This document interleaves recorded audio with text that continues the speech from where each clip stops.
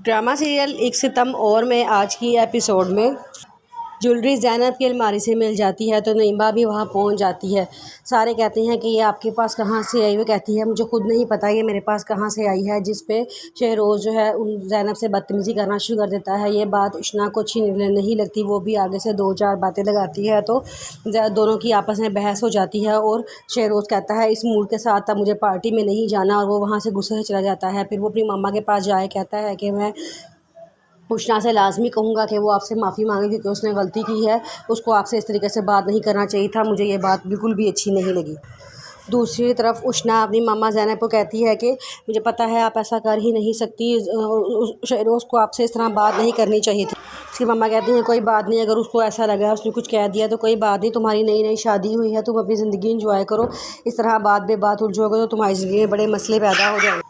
सब नाश्ते की टेबल पे बैठे नाश्ता कर रहे होते हैं तो शहरोज़ की मामा कहती हैं कि मुझे यहाँ नाश्ता नहीं करना, मैं अपने कमरे में जा रही हूँ। तो शहरोज़ कहता है आप यहाँ क्यों जा रही हैं, ये आपका घर है, आप यहीं बैठ के नाश्ता करेंगी। वो कहती हैं नहीं, घर तो उसका होता है जिसका हुक्म चलता है, मेरा हुक्म यहाँ नहीं चलता, इसलिए मैं यहाँ पे नाश्ता नहीं करूँगी। वो अंदर जाने लगती हैं।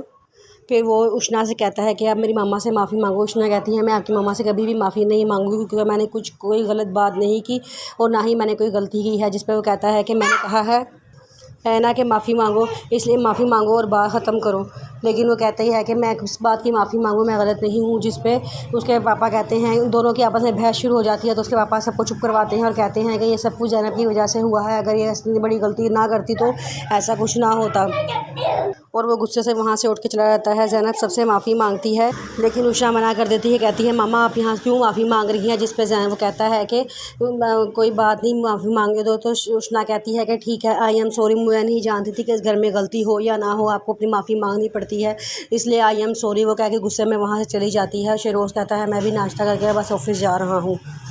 दूसरी तरफ सुफियान की ममा उससे लिस्ट देती हैं, कहती हैं ये कुछ सामान है, ये भी जहेज़ की लिस्ट में शामिल कर दो। लेकिन वो कहती है कि क्या, वो गुस्से में उठा के लिस्ट फेंक देता है। उसकी मम्मा कहती हैं कि तुम किस बात का गुस्सा निकाल रहे हो। कहता है कि पापा ने इतनी बड़ी बात कर दी है, आपको घर से निकालने की बात कर दी है और आपने फिर भी कोई रिएक्ट नहीं किया। वो कहती है कि हाँ, तो इन्होंने इतनी बड़ी बात तुम दोनों की वजह से ही किया है, तुम दोनों की वजह से मुझे इतनी बड़ी धमकी मिली है।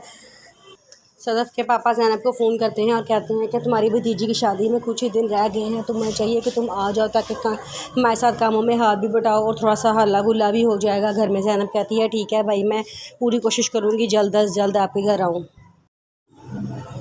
शहरोज़ ऑफिस से घर वापस आता है तो उशना कमरे से बाहर निकलती है और कहती है आपके कपड़े प्रेस करके लटका दिए हैं, मैं खाना रखने जा रही हूँ। जिस पे शहरोज़ कहता है कि तुम ऐसा बिहेव क्यों कर रही हो। कहती है कि कोई बात नहीं है। शहरोज़ कहता है क्या तुम नाराज़ हो। कहती है नहीं, मैं किसी से नाराज़ नहीं हूँ। शहरोज़ कहता है कि तो फिर ऐसा बिहेवियर क्यों। वो कहती है कि मैं सिर्फ ये कहना चाहती हूँ कि जैसा मेरी मम्मा को समझ रहे हैं वो ऐसी बिल्कुल भी नहीं है। शहरोज़ कहता है तो फिर मुझे ये बताओ कि ज्वेलरी तुम्हारी अलमारी से निकल के आंटी की अलमारी में कैसे चली गई, किसने रखी है। अगर आंटी ने नहीं रखी फिर किसी ना किसी ने तो रखी होगी ना। शहरोज़ वो उशना कहती है कि आपका क्या मतलब है, आप क्या कहना चाह रहे हैं। वो कहता है कि अगर आपकी मम्मा ने नहीं रखी तो इसका मतलब है फिर आपने रखी होगी। उशना कहती है मैं ऐसा क्यों करूँगी।